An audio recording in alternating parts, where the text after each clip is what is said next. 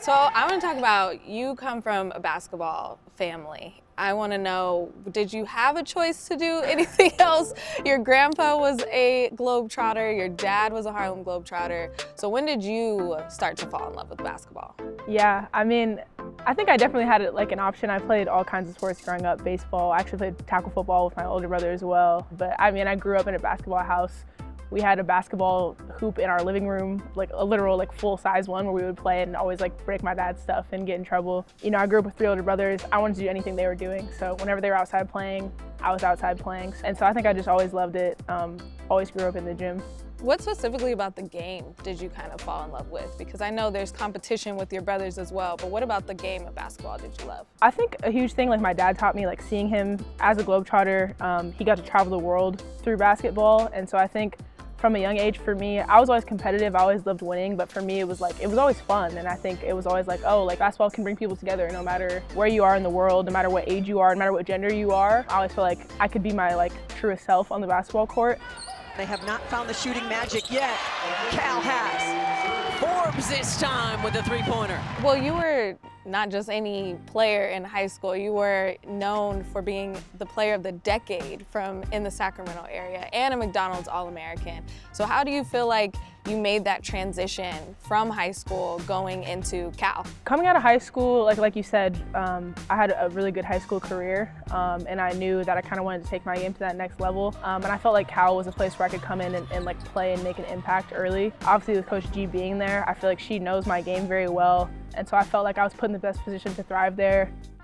She's always been this super high IQ, great feel for the game player, but I had her as a freshman, right? So she wasn't as in a good a shape as she is now. She probably wasn't as confident as she is now, but the same Kenzie qualities that, I mean, you said her name and I'm smiling, like the same Kenzie qualities have always been there. She's so mature that by her senior year, she's gonna be like a 75-year-old. Yeah. In basketball years only.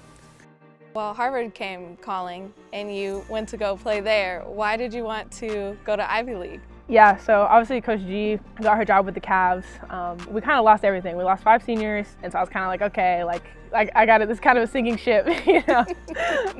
And so when I was looking for other options, I knew that I wanted to keep it high academic. That was important to me. Explore my different options, and then my brother Mason was already at Harvard, had just completed his freshman year. I'm very close with my brother. We did all of high school in the same grade, so everyone in Folsom, they know us as like Forbes twins, even though we're not really twins.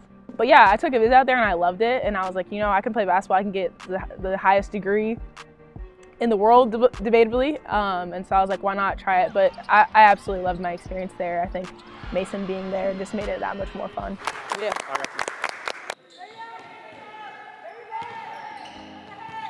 Okay, so now you come back to Cali and you are now at USC. How does it feel to be back in Cali and be coached by Coach G again?